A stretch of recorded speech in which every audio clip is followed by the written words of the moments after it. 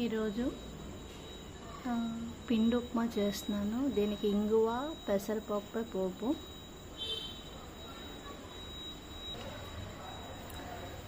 ఆవాలు వేసాను.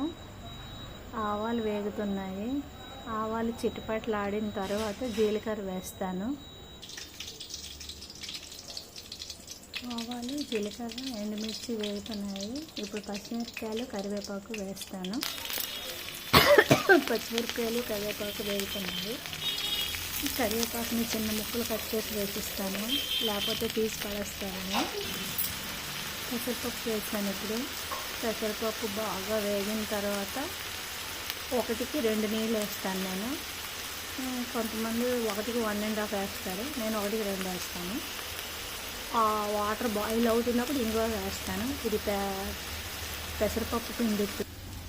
ఇది పెసరపప్పు చూడండి, వేగిన తర్వాత వాటర్ వేస్తే బాగుంటుంది. అంటే పెసరపప్పు వేగకుండా వాటర్ వేస్తే టేస్ట్ అంతగా ఉండదు. అందుకే ఇప్పుడు పెసరపప్పు వేగింది, వాటర్ వేస్తాను 1:2.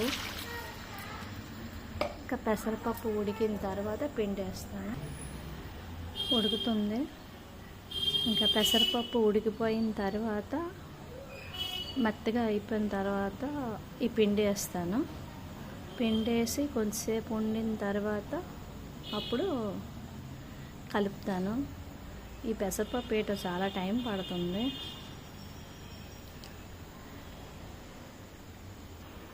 వాటర్లో వేసి ఉడికినప్పుడు మర్చిపోయాను,